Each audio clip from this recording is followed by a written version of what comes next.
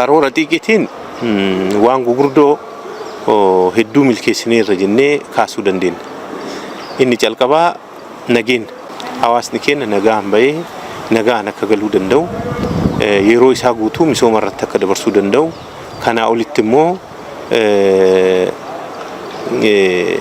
hojiilee misoomaa fi bulchiinsa gaariitiif bu'uura cimaa kaayuu fi injifannoo uummanni Oromoo aarsaa baay'ee itti kaffalee argate kana tiksuu ceesisuu hojiilee gurguddaa galmoota as keessatti qabaman jennee fudhachuu dandeenya jechuudha. Hawaasni keenya walii wajjin ta'uun hojiilee hojjeteen dhugaa dubbachuuf injifannoo uummanni keenya aarsaa hedduu itti geggeessee argate kana tiksuu ceesisuu keessatti gahee guddaa bahamaa turee jira jechuudha. Caasaaleen nageenyaa keenya raayyaa ittisa biyyaa dabalatee gaachana sirnaa sirnoomsuu kana galmaan ga'u hojiileen hojjetaman guddaadha inni fudhachuu dandeenya. Gaachana sirnaa guutuutti ijaarreerraa milishaa keenya ijaarreerraa poolisii raayyaa ittisa biyyaa cimaa rakkoo kamiifuu hin jilbeeffanne nageenya uummataaf aarsaa barbaachisu kaffalee nagaa eeguu danda'u yeroo ammaa kana Oromiyaa keessatti akka biyyaatti ijaaramee hojii kan hojjechaa jiruu fi hojiilee gama kanaan hojjanneen diinni yeroo lama sadi deebi'ee akka yaaduu danda'u kaayyoon diinaa aggaammiin diinaa misooma keenya gufachiisuu ijaarsa sirna dimokiraasii gufachiisuu filannoo gufachiisuuf aggaammiin godhamaa ture aarsaa barbaachisu kaffalamee kan fashalaa'e ta'uu isaa galii mootummaa dabaluuf hojiileen hojjetamanii fi bu'aaleen argaman dhugaa dubbachuuf baay'ee ajaa'ibsiisa inni fudhachuu dandeenya. Bara 2012 galii mootummaa biiliyoona 75 ture amma yeroo ammaa kanatti yoo xinnaate biiliyoona 300 fi biiliyoona 41 geenyee jira jechuudha. Galiin kun galiin idilee as keessa jira galiin mana qopheessaa fi galii keessootiin jennee bakka saditti qoodamee hojii hojjetamaa tureen barreen gaddaa gara biiliyoona 200 sassaabnee barana biiliyoona gara 340 sassaabneerraa kana qofaa miti baasii mootummaa naannoo Oromiyaa uf dandeenyee galii mootummaa naannoo Oromiyaa irraa madduun uwwisuuf hojiin hojjetamaa jiru bu'aa gaarii agarsiisaa kan jiru ta'uu isaa carraa kanaan kaasuuf jechuudha. Baasii mootummaa naannoo Oromiyaa asiin dura parsantii 80 federaala irraa dhufu kan ittiin uwwisaa turre amma parsantii haga 75 galii mataa keenyaatiin uwwisuu dandeenyee jira jechuudha. Galii keenya sassaabuun galii sassaabne kan deebifnee misoomaaf oolchuun gama kanaan hojii hojjanneen dhugaa dubbachuuf akka fakkeenyummaatti hojii ilaalamu jennee fudhachuu dandeenya. Gama buusaa gonofaatiin dhaabbanni kun dhaabbata haarawaa buusaa gonofaa jechuun sirna aadaaf duudhaa kaleessa wal qarqaarsaa uummanni Oromoo qabu san heeraaf seera gonfa heeraaf seeraa itti goonee hojii hojjanneen bu'aa dhufe jennee fudhachuu dandeenya.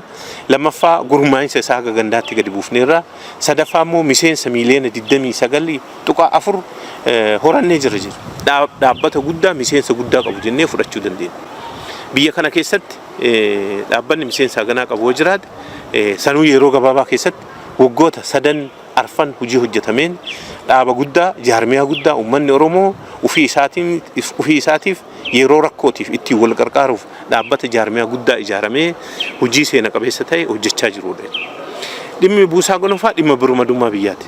Rakkoo waloo keenyaatiif humna buusaa gonofaatti fayyadamuu dandeenya jennee hojiilee hojjetameen dhugaa dubbachuuf biyyi ufii oomishtee lammii ishii nyaachisuu hin dandeenye birmadummaan ishii rakkoo keessa gala waan ta'eef kana bu'uuraan hubannaa keessa galchuun hojiilee hojjetameen miseensa buusaa gonofaa miiliyoona 29 horanneerraa buusii miseensaa fi gumaata buusaa gonofaa akkasumas immoo investimentii buusaa gonofaa irratti keessattuu lafa qotuu irratti makanaayizeeshinii irratti tiraktera irratti kombaayinara irratti kan buusaa gonofaa qofa otoo hin taane kan hawaasa keenyaallee gadi buunee hojjechuun gama kanaan bu'aan argame dhugaa dubbachuuf jijjiirama guddaa kan fidee fi yeroo ammaa kana waggoota lamaan darban kana keessatti qarshii biiliyoona 10 ol ta'u uummata irraa walitti sassaabnee rakkoo nu qunnamuu danda'uuf ittiin of eeggannaaf qabannee kan hojjechaa jiru ta'uu carraa kanaan kaasuuf kenna tajaajila lammummaatiin hojiileen hojjetaman dhugaa dubbachuuf bajeta mootummaatiin hojii hojjennuun wal bira qabnee olaalle inumaa gara